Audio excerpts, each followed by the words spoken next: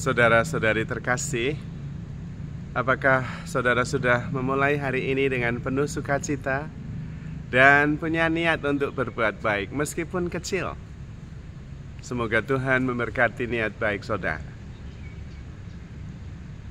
Saya seringkali melihat umat yang tergesa-gesa.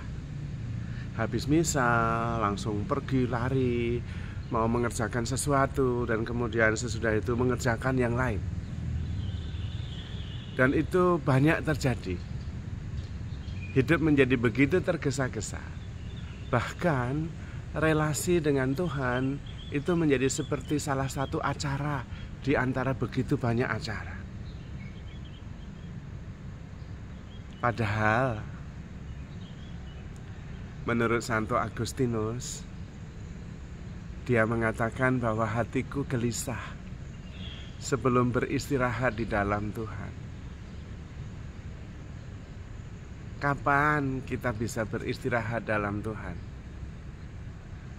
Kalau kita terus bergerak, tentu kita makin gelisah. Sekali-sekali kita perlu duduk, tenang, kemudian berdiam di dalam Tuhan. Seperti ikan kecil di lautan yang terus mencari lautan itu ada di mana. Dan bertanya kepada mamanya, "Mama, katanya lautan itu begitu menakjubkan. Saya sudah keliling kemana-mana mencari lautan, tetapi tidak bertemu." Dan mamanya mengatakan, "Kamu berhenti saja dan menikmati. Kamu itu berada di lautan itu. Ya tidak akan ketemu mencari di luarnya. Tinggal menyadari saja. Ikan kecil itu seperti kita yang terus tergesa-gesa. Apa yang dicari?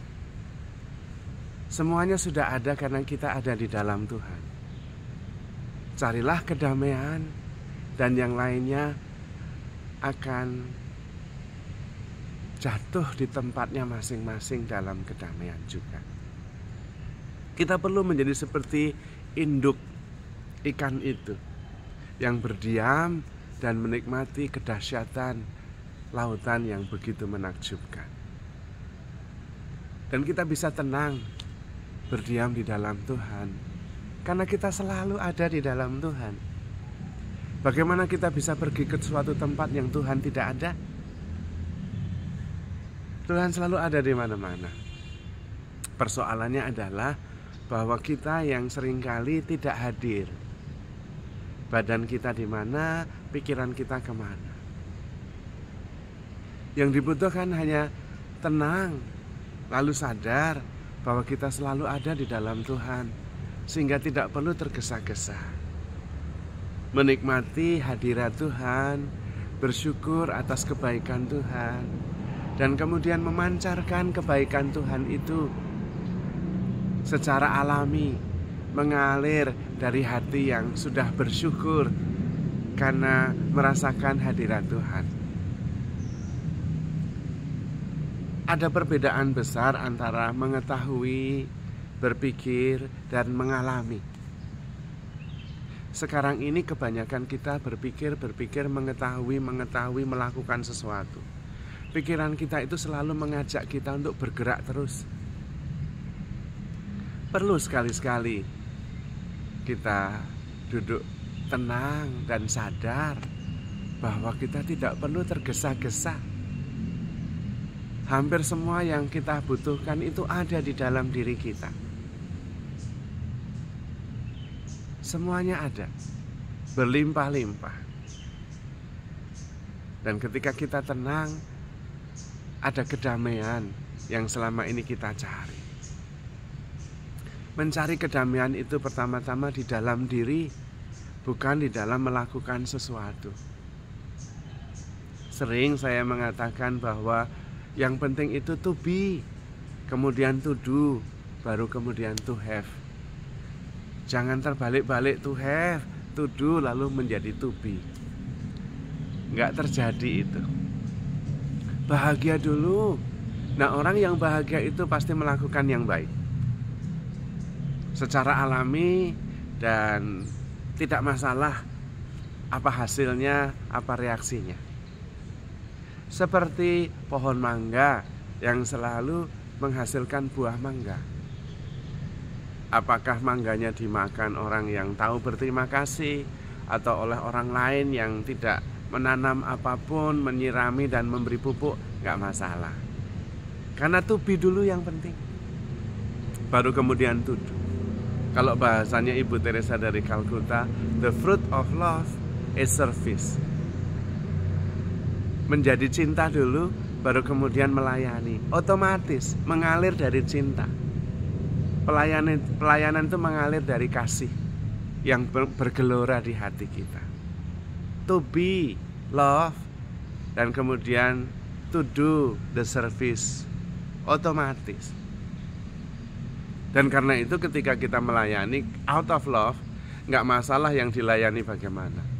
Karena dalam melayani itu sendiri kita sudah happy, sudah bahagia. Maka memang kemudian mencintai itu sebetulnya happy in loving.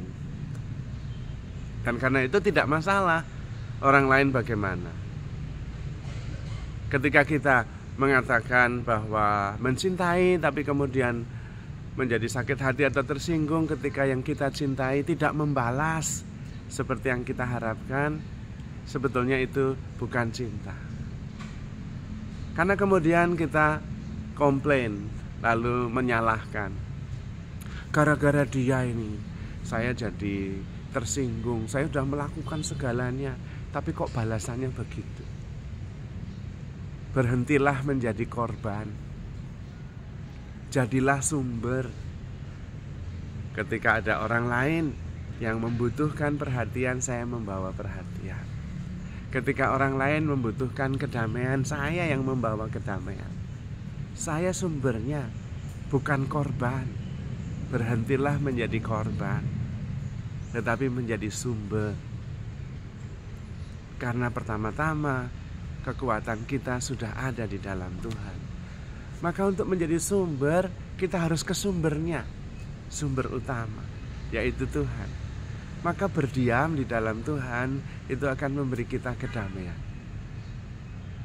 Karena di dalam keheningan bersama Tuhan itu, kita merasakan betapa kita begitu dikasihi oleh Tuhan, tanpa batas, tanpa syarat. Dan itulah damai sejati. Dan kalau kita sudah mengalami kasih Tuhan, mengalami damai sejahtera yang berasal dari Tuhan, itu akan meluap. Dan kemudian menjadi pelayanan yang mengalir dari kasih. Dan karena itu kita bisa menjadi sumber yang memancarkan kedamaian, kerukunan, kebaikan, pengampunan, kasih. Kita bukan lagi menjadi korban. Dan di situ ada damai sejahtera dan sukacita. Karena damai, sukacita, kasih ketika dibagikan bukan habis, tetapi malah berlipat ganda, berlimpah-limpah. Maka penting sekali kita duduk hening diam menyadari kasih Tuhan yang tanpa batas dan tanpa syarat. Damai yang selalu ada untuk kita di dalam Dia. Supaya kemudian kita bisa menjadi sumber. Dan kita bisa mengalami apa yang dialami oleh Santo Agustinus. Hatiku gelisah sebelum beristirahat di dalam Tuhan. Maka mari kita menciptakan saat-saat hening ketika kita bisa merasakan kasih Tuhan yang luar biasa. Supaya kemudian kita bisa menjadi terang, menjadi garam, menjadi sumber yang memancarkan kebaikan dan kasih kepada dunia. Maka saudara-saudari terkasih, handle yourself with care because you are loved. Tuhan memberkati.